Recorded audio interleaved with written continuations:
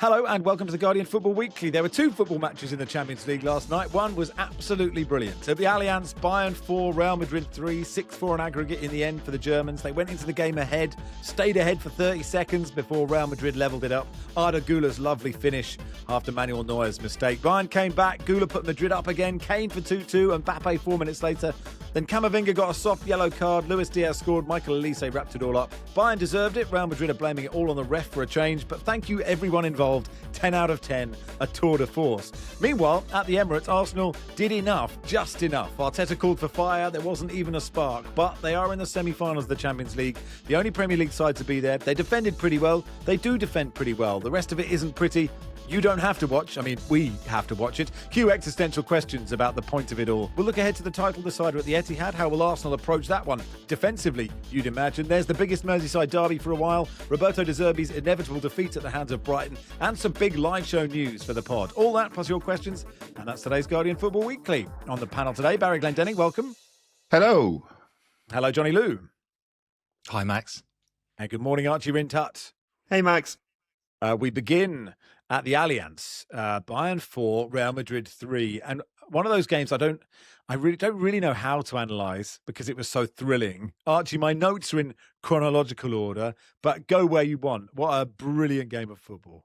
From the moment that Manuel Neuer misplaced that pass, it was almost as if... It's weird because sometimes after such a great first leg, it can take a while to get going in a second leg. And yet that one, it felt like the film that we were watching a week ago just continued exactly where it left off. Because just the chaos that we saw from that. And to be honest, because who was expecting Manuel Neuer to make that kind of mistake, even if he's actually done that kind of thing a couple of times this season for Bayern already? It's just that, yeah, it sparked the game into what I can only describe really as a frenzy. And we get to enjoy, the fruits of that ferocious tempo that the game was played at. And look, Bayern were the ones who were driving that tempo. But I think because they were driving that tempo, Real Madrid were only too happy to pick up off the scraps of it. And it just made for an exhilarating watch to see how Mbappe was able to get in behind.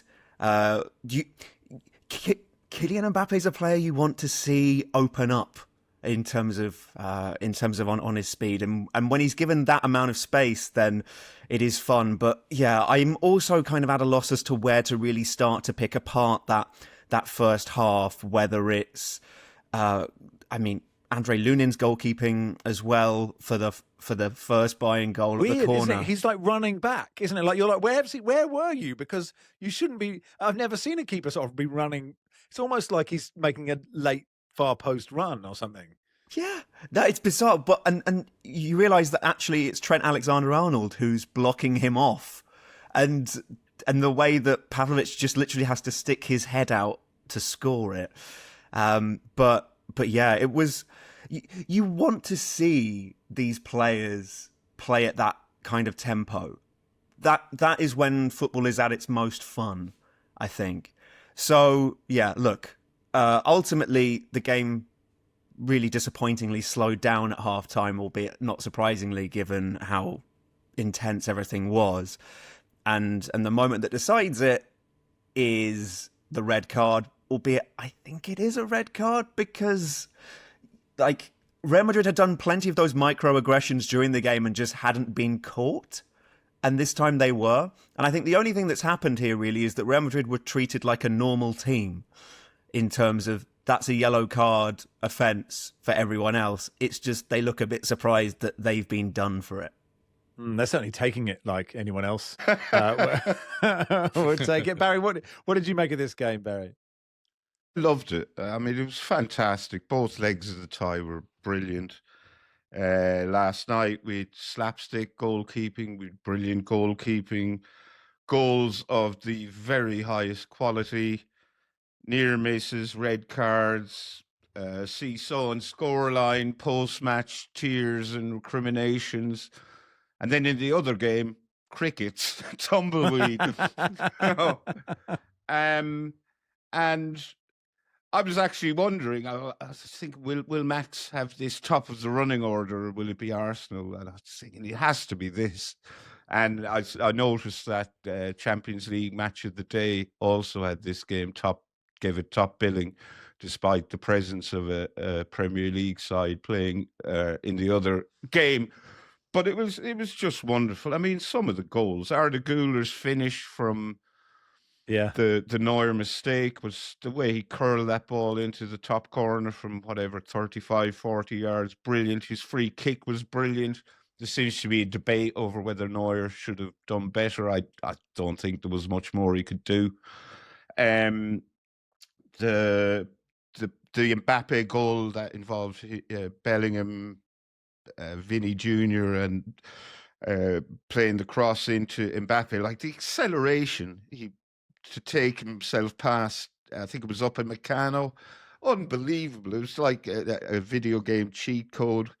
Luis Diaz goal, the Elise goal. I mean, even the Harry Kane goal was probably the most meh of the lot. Even that was a brilliant finish. It was just sensational. And I loved it would be every minute. I was slightly sad it just didn't go to extra time, because I'd have loved another half hour of that. Yeah, and look, it would be a crime against football to have led with the other game. I think we will get to that. I mean, does Arsenal make it into part 2? For the first time ever, we have a part 4, like a bonus track at the end. And I think at the end of it, Johnny, like Bayern deserve to go through, don't they? And it does set up the game that we really want to see, which is this Bayern against that PSG. Yeah, I think over the 2 legs they deserved it. I mean, it was. I think it showed. I mean, I will contrast this with the Arsenal game later. It showed what happens when 2 teams have this real restless urgency. And this is not a slight on Arsenal, because it takes 2 to tango, right? You need 2 teams to make a game.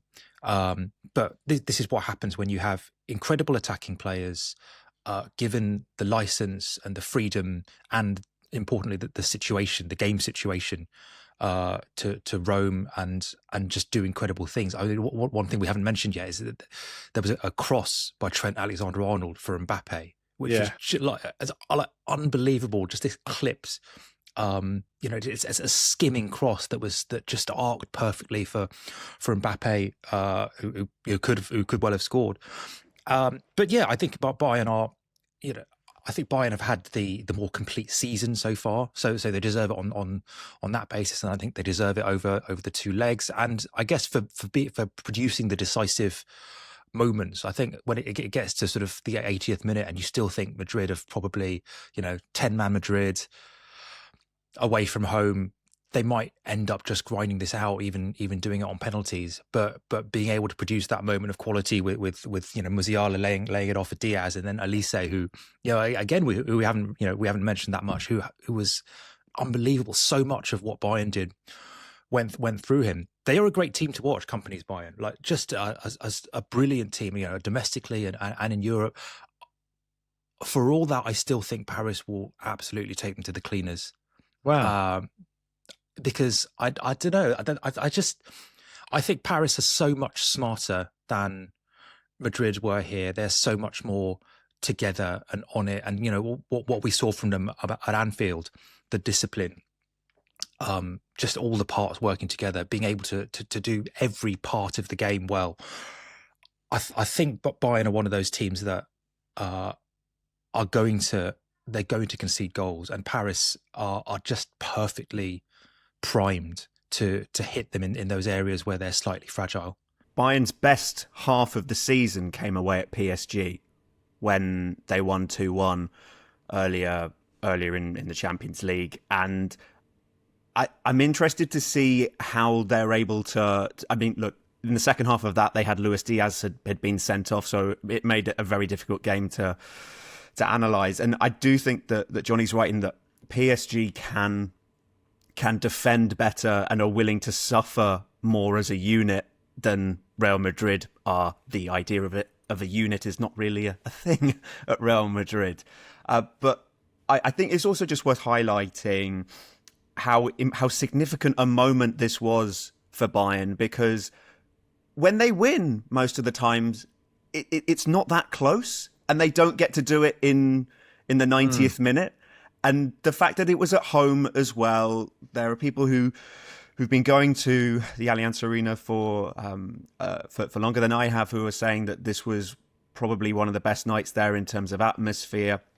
But also, Michael Olise, for all the goals and assists that he's racked up so far, this is his best moment in terms of being able to clinch a game in that style that he did. He's had some near misses in games where Bayern have gone out of the cup last season, for example, where he's come very close to executing, but everything just aligned for him in that moment. And the fact that this is only Bayern's second appearance in the Champions League semi-finals in the last 6 years is something which speaks for Vincent Kompany as well. This is legitimacy for him. He would have faced awkward questions had they gone out here. Mm-hmm. And I think given how close this game was and how we could easily be here saying Real Madrid did their thing again, and the fact that they've been able to go against that juju it speaks to what Kompany's done. But I don't quite foresee what Johnny sees in terms of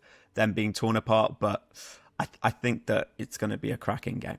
Yeah, I think so. I mean, I think it's on those if the PSG midfield totally clicks, then they're better than anything. I think. I mean, you mentioned that Olise strike. It's the same with Arda Güler the first. When you see it curling, it's just they're both so perfect in slow motion. The camera angle, everything is perfect. And then there's Harry Kane, Barry. That was in added time.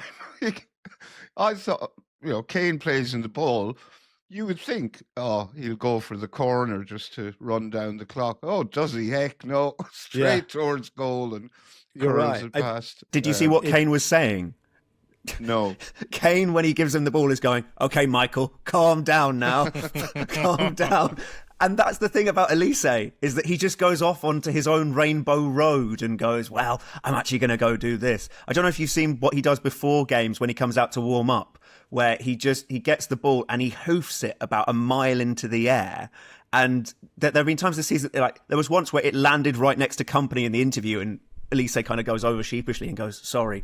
But it's kind of, for me, just symbolic of what goes through Michael Olise's mind. The average person cannot understand it, but don't want to understand it, just want to enjoy what comes out of it. Imagine if John Barnes, had done that, when he should have taken it into the corner in 89. We should talk about Harry Kane, Barry. Scored 50 in all competitions this season, joining an illustrious club, including Messi, Ronaldo, Gerd Muller, Dixie Dean, Pongo Waring, 50 in all comps for Villa in 1930-31. Good old Pongo. That was just an excuse to say Pongo Waring, really, Barry. But, he scored, and it was a brilliant first touch and a brilliant finish, and in a big game. And, if he keeps doing this, you might have to say he's turning up in these clutch moments. Look, there's absolutely no doubt in my mind that Harry Kane is a terrific player. But there have been occasions where he has played in finals he shouldn't have with Spurs because he was on one leg. But you could argue that a one-legged Harry Kane is better than most two-legged strikers. But as it happened, it turned out he wasn't on those occasions. He has, I'm not going to say let England down in semi-finals and finals, but he hasn't delivered in the manner you might expect. But he's a great player. He's a smashing fella. He's made the point, I wasn't aware of this, in his post-match interview, that Bayern can wrap up the league on Saturday. Is that the case, Archie? Sunday. Sunday. It's on at the same time as Man City Arsenal, which is great. Right. They have a cup semi-final looming, and then they have this semi-final. So the jibes about Harry's empty trophy cabinet will be extremely redundant, probably, or could be by the end of this season. He's a brilliant player, and I still remember like his first season as a prolific goal scorer for Spurs. Everyone making the case he might just be a one-season wonder. He really hasn't been, has he? No. 50 goals in a season is extraordinary. It is extraordinary. And then we're on to the red card, Johnny. It felt to me like one of those, the ref gives a yellow and then goes, oh, I've already booked this guy, so I've got to send him off. I don't obviously know. But then Arda Güler sent off after the game. Arbeloa's sent off as well. Carvajal shouting at the ref, it's your fault, it's your fucking fault. Jude Bellingham after the game walking through the mix zone saying it's a joke, it's impossible for it to be a yellow, 2 fouls and 2 yellows. Rudiger saying, you've seen it, haven't you? Really, it's better that I don't speak. Have you ever seen something like this?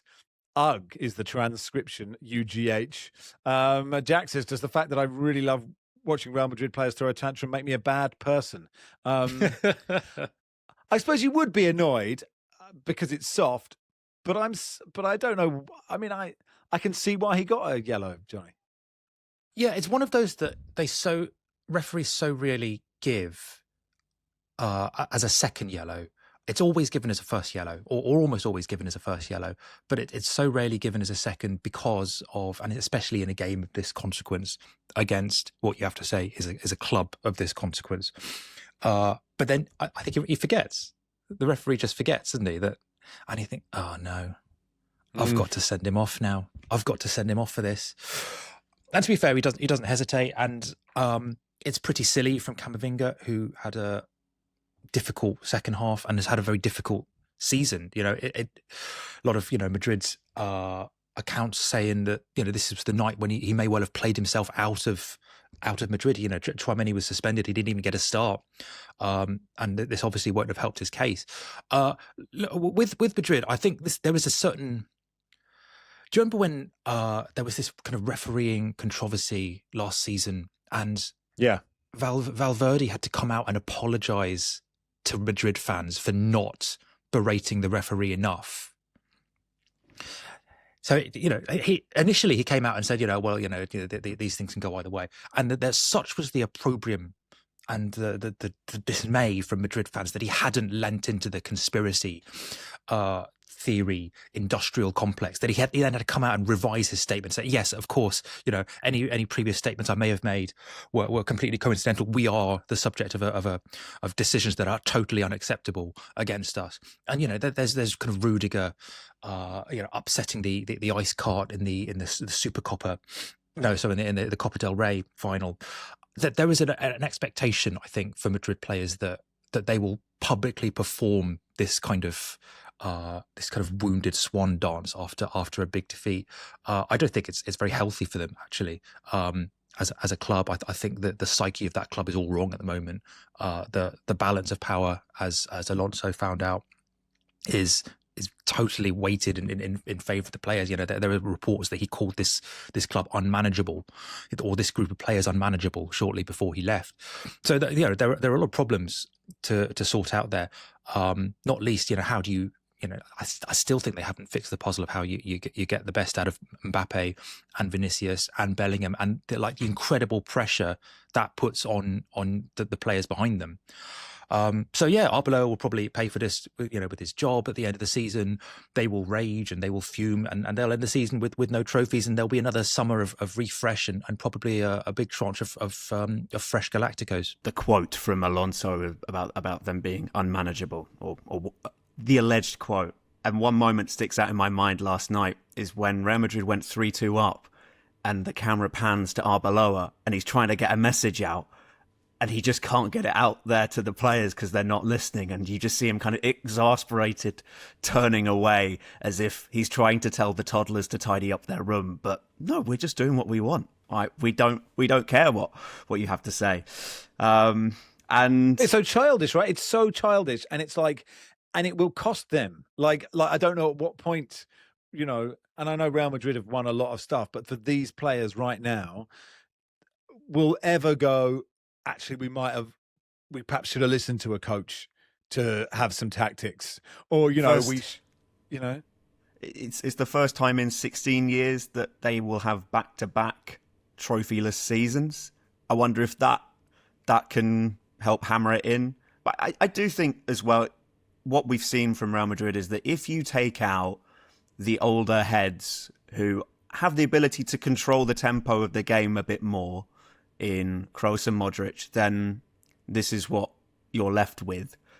And those are the positions that I think they're really missing, because as much as they did have their chances in both legs of this tie, it didn't feel like they could really wrestle back control of the game at their own whim, which is a skill you would expect Real Madrid to have. And I think that ultimately that's where it's costing them. And I'm intrigued to see what the next steps are in how they change that squad and who takes charge of it. Yeah, which actually does, because it's, you know, that midfield, Johnny, that Real Madrid haven't been able to fix. And I think it's interesting when you think PSG will like quite easily beat Bayern, if I've understood it correctly, because I do think that Bayern midfield, I do think that when you put that, you know, Kimmich and Pavlovic and Lima coming into there against that PSG midfield, I think that's really, I just think that's fascinating. Bayern's midfield is, I don't think, as well built for controlling a big semi-final. That's fair. That's fair. As, you know, Vitinha and Neves and whatever. I just think PSG is so good at controlling the tempo, and they almost sort of lull you into, like, there'll be a couple of minutes of part, and then suddenly boom, boom, boom, boom, boom, it's gone to Kvaratskhelia, it's gone to Dembele, and they've somehow done a goal. The ability to move through the gears and to know when to move through the gears and to be able to sense those moments, which is obviously something that comes with experience of big games and winning, you know, winning the Champions League and knowing when those moments arrive. I just think if I'd be fascinated to see what companies Bayern are doing in next season or the season after. It's the same with Flick's Barcelona. I think they just lack a bit of they lack that little bit of maturity that gets you over the line. Hey, I'm really happy to be proved wrong. I might be just totally wrong. I've been wrong about plenty in the past. I think, you know, we're going to be coming to our Premier League pre-season predictions, I'm sure, at some point in the next few weeks. So I've got plenty wrong, but that's how I see it. I just think PSG are a little bit smarter. And actually, Barry, we should Johnny mentioned Vincent Kompany. Like, obviously, we wouldn't have said you failed upwards from Burnley to Bayern Munich. I ever remember saying that myself, but a lot of people did see that and go, how the hell has he managed to swing getting the Bayern job? And he is proving that he's been a good appointment. Yeah, he's been an excellent appointment. It would be fair to say that the players he has at his disposal at Bayern Munich are a lot better than the ones he had at Burnley. I don't think that's a controversial opinion, but Ashley Barnes is furious with you, but yeah, do carry on. He has been superb. The players clearly like and respect him. You know, he's a real nice guy, quite calm, but there's that video circulating or in the past of him on the Burnley training ground. I can't remember what player it was. Was it Joey Goodmanson maybe? But absolutely tearing a strip off him for just moaning and complaining about everything in the training session. So he has a temper. He's an authoritative figure, and he's done a great job. Interestingly, just out of curiosity, I had a look to see how the bookies have priced up the tournament now, and Bayern are the favourites, Arsenal are second favourites, then PSG. You could throw a blanket over them, and the bookies are giving Atletico Madrid no chance. Really, they're rank outsiders to win the tournament. I just want to add with Kompany, Bayern Munich is not an easy club to be head coach at, and Kompany has done well to quell a ravenous media scene there, in the way that he is able to maintain the same image behind the scenes of being calm and making sure that they don't get too high and they don't get too low, as well as in front of the media. And I do think it's interesting that you mentioned Burnley, because he actually brings it up a lot in his answers, even now, in terms of how much he learned through that experience. And I think even to Nick Ames's question in the press conference last night, he was asked, what this emotion compares to, and he brings up the feeling of beating Blackburn twice with Burnley, which seems a bit odd. But I do think that he's constantly trying to say that he did learn a lot from that experience, even if it didn't work out very well for him. And yeah, it's like Jake Humphrey bringing up his GCSEs. I do think that there's something. I do think that what happened when he moved from Burnley to Bayern is that he kind of got his he got his playing career cancelled by everyone. It just kind of got ignored, and yet that is the thing which I think is carrying him the furthest with these Bayern players, is his knowledge and temperament of knowing how to navigate situations as a top player, and that's how he can really connect with all of these players. And you see, reverence is maybe a bit too strong a word, but you do see the respect that they all have for him. And he seems sometimes the way that he interacts with the players, it seems less like a manager, or we sometimes talk about them as father figures. He seems more just like that big brother to them, who's able to sometimes put an arm around them and sometimes say, hey, come on, you can do better than this. Like their fifth choice, right? Fourth or fifth He was. They wanted Rangnick. Which makes this whole thing even more bizarre. They wanted Rangnick. They wanted Ten Hag, I think. There was Glasner, I think, at one point as well. Alonso at the time. Mm-hmm. On top of that, I wonder if Sebastian Hoeneß was a name. But yeah, he was seen as a very left field pick. And yeah, he has provided all the answers. I dream of being fifth choice for a number of TV shows, but you know that. Anyway, that'll do for part one. Part two, we'll discuss Arsenal 0, Sporting 0. Welcome to part two of the Guardian Football Weekly. Big news, Barry. On the 16th of July, we have our first ever live show in New York City. Wow. Following in the footsteps of Paul McCartney, Lou Reed, and Lady Gaga, we take the stage at the world famous Bowery Ballroom in NYC. Concrete jungles where dreams are made. Anyway, 3 days before the World Cup final.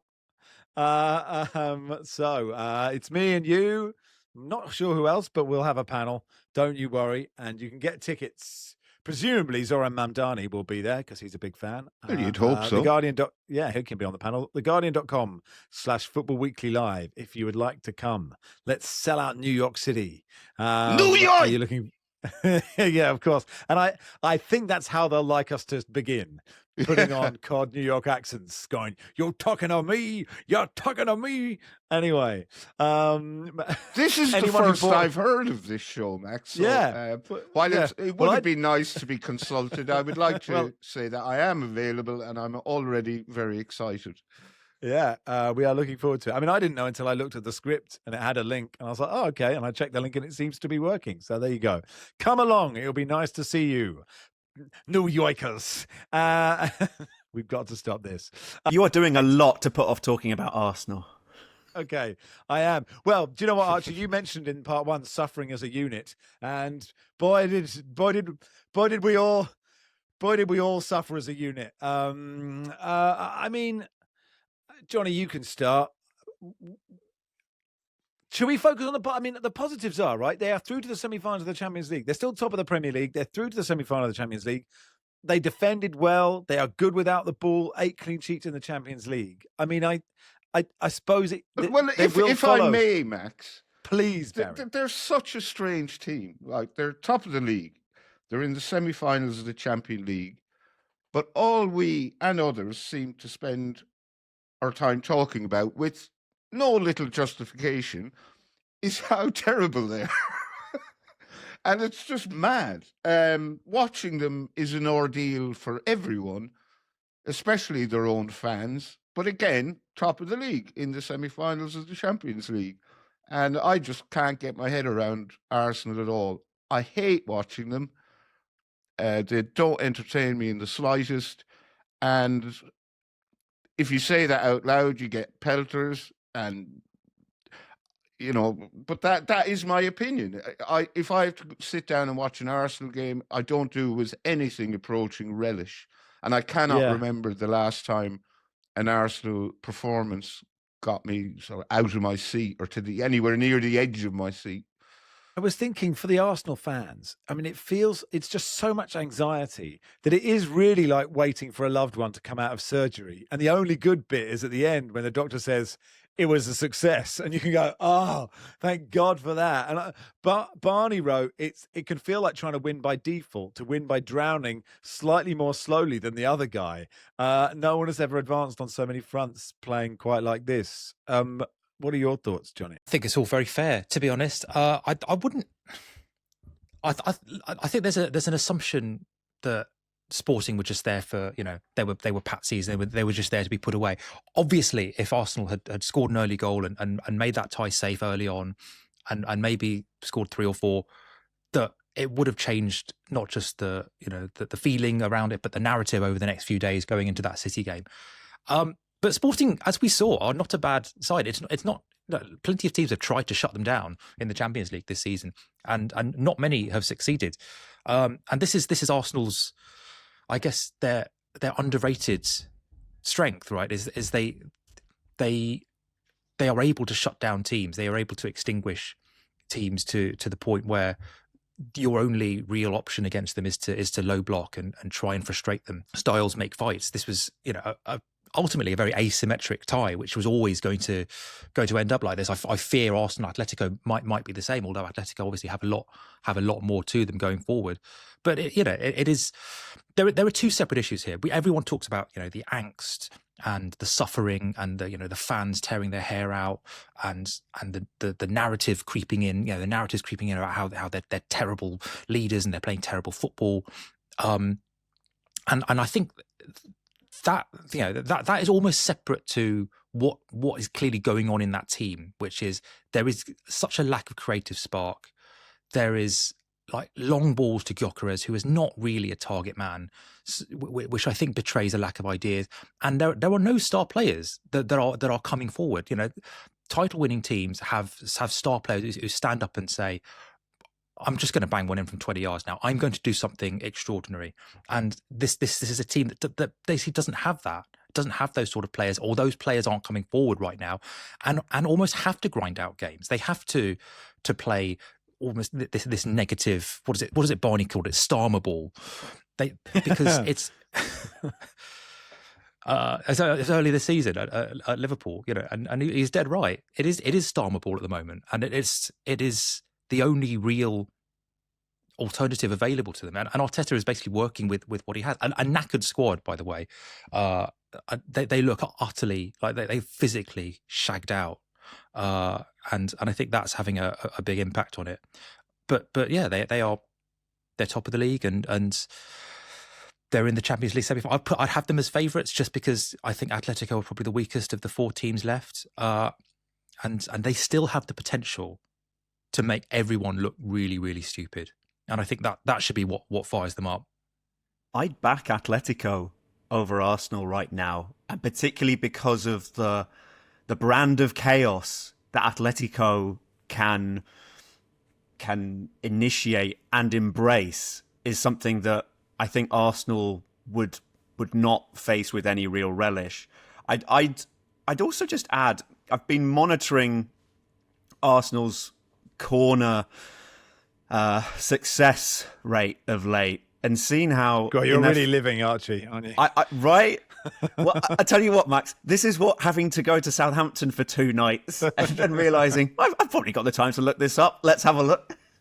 They'd scored 21 goals from corners in their first 37 games this season. In their last 17 games, they've scored 2 from corners. Okay, and they were both in the same game against Chelsea. So they have really lost that weapon.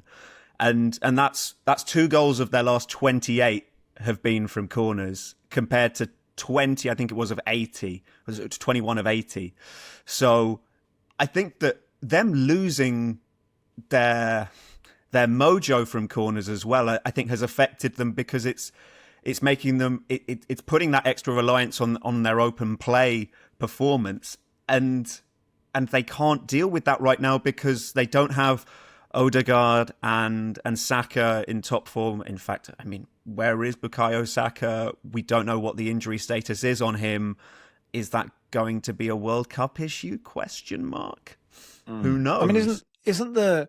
I suppose the question is because they look.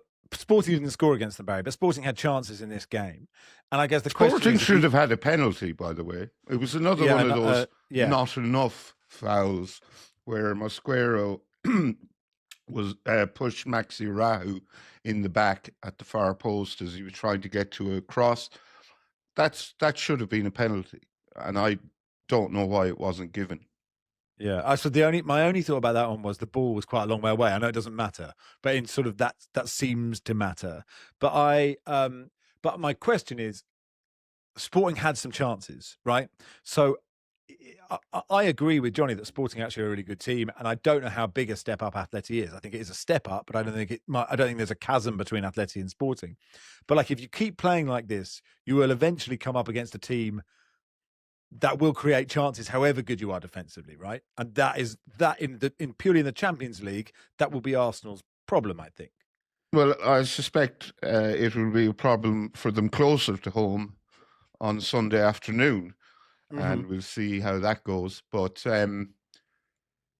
yeah, look, there's no doubt in my mind that Arsenal are good enough to win the Champions League, but we haven't seen anywhere near the best of them in at least 5 matches. I think so I think they've only won one of those 5. So and as Johnny points out, they are clearly knackered. I think Declan Rice had to climb out of his sick bed to play last night. So we'll see how kind of effect that has on him at the weekend. But he looked mightily not happy after the game, just relieved, just glad it was over. Probably like everyone else who was watching it. Here's an email from Basil who says, much commentary on the excellent pod in recent weeks about how much people are revelling in Arsenal's late season collapse. Based on anecdotal evidence, this sentiment is so widespread that it has to be considered a genuine cultural phenomenon. I don't know why I don't like Arsenal, and I want whichever team they're playing to beat them. It goes back decades, but particularly now it seems so ubiquitous. I'm curious why a seemingly large percentage of other football fans are willing them to fail. Can I suggest a podcast episode dedicating to addressing the question and what the phenomenon tells us about the contemporary game? Could you do that now, Johnny? Yeah, I mean, Arsenal are trollable. Arsenal are extremely trollable.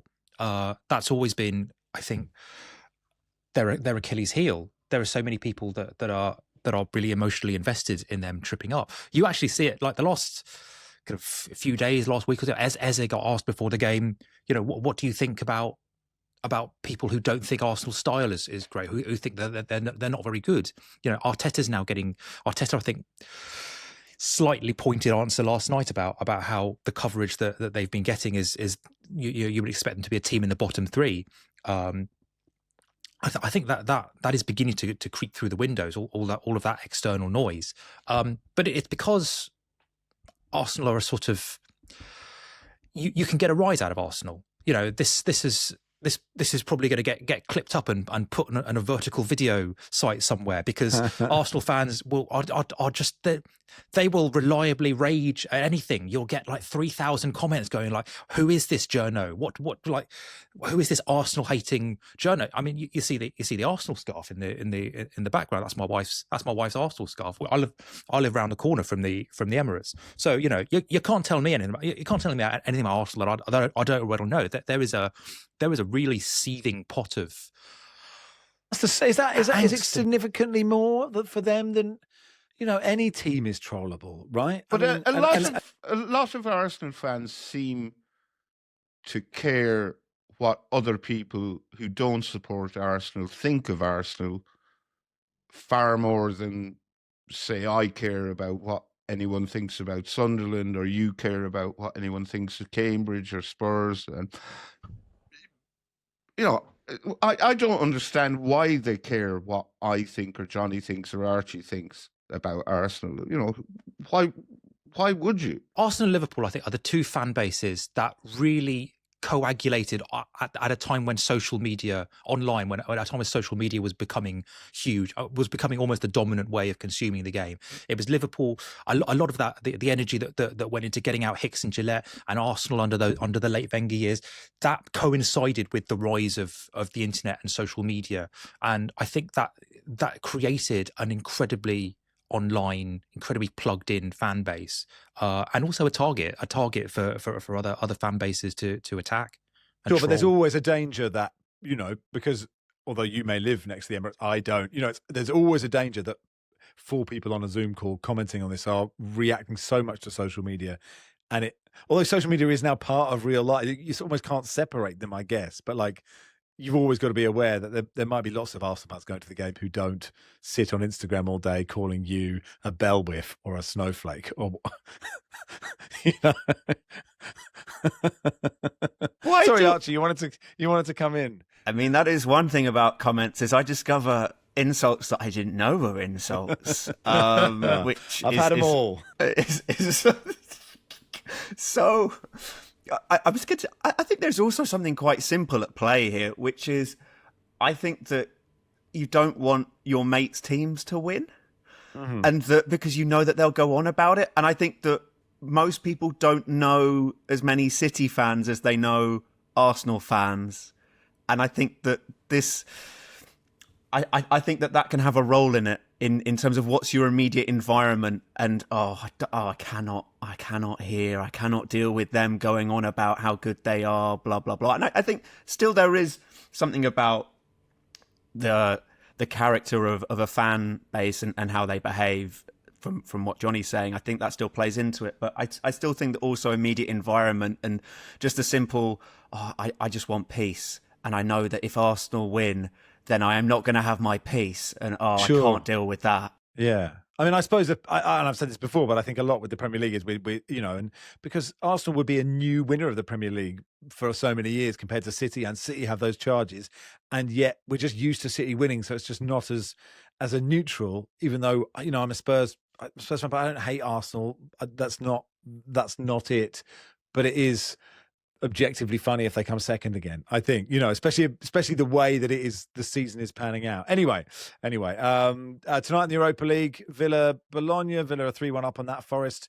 Porto is poised at 1 apiece, and then the Conference League, Palace go to Fiorentina. They are 3-0 up. That'll do for part 2. Part 3, we'll do a Premier League preview. Welcome to part 3 of the Guardian Football Weekly. Right, let's do a Premier League preview. We should start talking about Arsenal again, but they go to the Etihad. I mean, it's a huge game. If Man City win, then the title race is completely wide open. I think if Arsenal manage to get a point, they should feel very confident. How do you see it, Johnny? Yeah, I think the funny thing is, if you go back through the last few years of this fixture, there have been quite a few draws, but there have been very few what you call genuinely close games, where or kind of even games. There was the draw earlier this season where Arsenal were totally dominant, and Martinelli equalised late on. You had the 5-1 last season, the 2-2 at the Etihad last season, where it was basically an absolute, where John Stones equalised, and it was an absolute rearguard after Arsenal went down to 10 men. So it's actually quite rare and obviously the Carabao Cup final, which was a wipeout.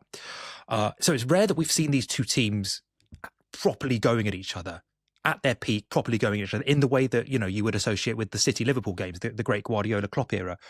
Mm-hmm. And I don't think we're going to see that on Sunday either.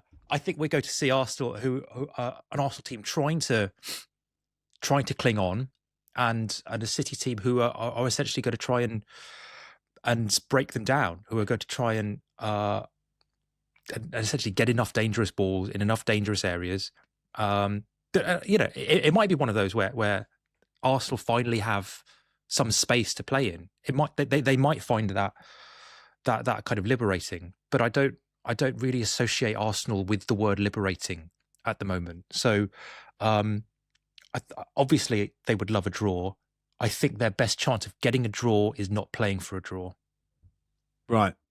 I wonder if you look, Archie, at the way that Semenyo is playing and Doku is playing, and certainly Arsenal having an issue at right back. That's if I was an Arsenal fan, I'd be sort of nervous I'd be nervous there. I'd be nervous, which is what they are. Despite the fact that Pep Guardiola found the exact game plan to combat Arsenal in the Carabao Cup final, I do think that the biggest obstacle to City here could be Pep.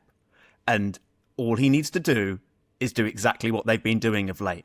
But in that inner monologue, I'd love to hear what the conversation is of, but maybe if you did this, maybe if you didn't do that. I reckon that actually he's probably having a terrible week for just all the conversations in his head about, well, but what if I didn't press them like the Carabao Cup final? What if we did an extra special plan? And the thing is, it's like, Pep, if you do exactly what you've been doing recently, I don't think that Arsenal will be able to cope. And even if Arsenal were to score, I just think that City have too much for them right now. It's difficult to envision a scenario where Arsenal are able to raise their level of performance to the necessary point. So, but this is the joy of football, is that we don't know that 100%. And could it come from nowhere? But it doesn't look that way right now. On the CBS show last night, Thierry Henry was very, very animated about this game, saying that Mikel Arteta has been talking about the fire in his players, that we didn't see it last night against Sporting, and he wants to see it at the Etihad, and they need to go and win. Draw, not good enough. They have to go and win. Well, I think a draw would be an unbelievable result for Arsenal. In the relegation fight, so this is how it works chronologically. Leeds beat Wolves at 3:00. Spurs lose to Brighton at 5:30. Forest beat Burnley on Sunday, and then West Ham win at Palace on Monday. Johnny, like I've heard people saying, look, Mark Langdon said it yesterday, all Spurs need is just the one win and then it'll be fine. But you're like, but that is not an easy thing for them at the moment, Johnny. I think that the point where one win would have been fine for them was about 3 weeks ago. I think if they'd beaten Forest, I think that would have been fine. But I just, if they'd beaten Liverpool, I think it would have turned things around massively. I think we're sort of past that point now. I think we're maybe at the point where maybe Everton were in previous seasons, where they literally have to string a few wins together. Was it 22, 23 or 23, 24 where they win at home against Chelsea, and Richarlison is absolutely instrumental in that, and that turns things around. De Zerbi is a, there's been a lot of De Zerbi discourse, and if we park all of that to one side for a moment, I think as a coach and as a coaching personality, he is a strong enough personality to be able to change the mood of the place in a way that Tudor probably wasn't, in a way that Thomas Frank certainly wouldn't have been able to. And I think that's all they're kind of relying on now, because the patterns of play, the lack of imagination in possession, the lack of options, the lack of guile in midfield, all of that is kind of set in stone now. They're now without Romero. They have what they have. De Zerbi is not going to be able to work tactical miracles in the next 6 or 7 games. Is it 7? Is it 7 games? 6. All they can really do is 6 games. Right, yeah. 6. Oh, Jesus.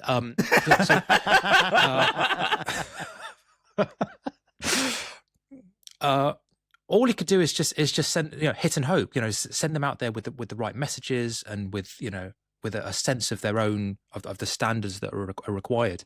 That's all they've got, really. And well, you made the He point, even Barry, said it himself last week. He said, "I'm not here to coach this team.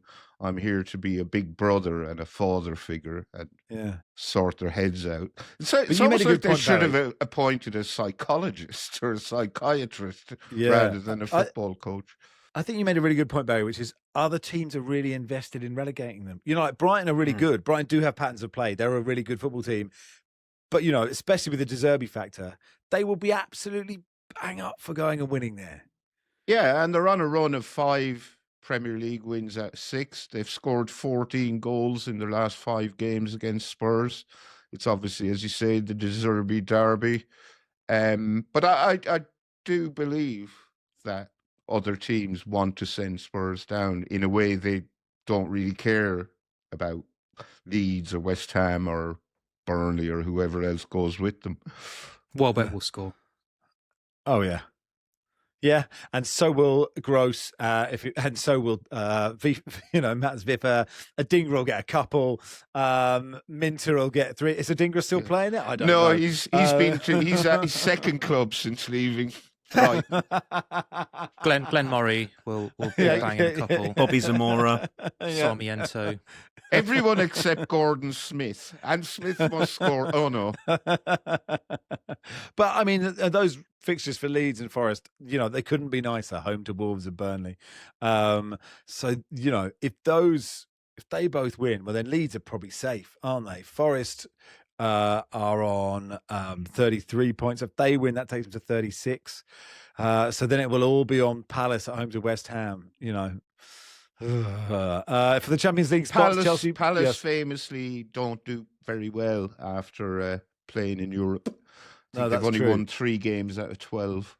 Oh, thanks, Barry. They won last weekend. Yeah, it's true. That's true.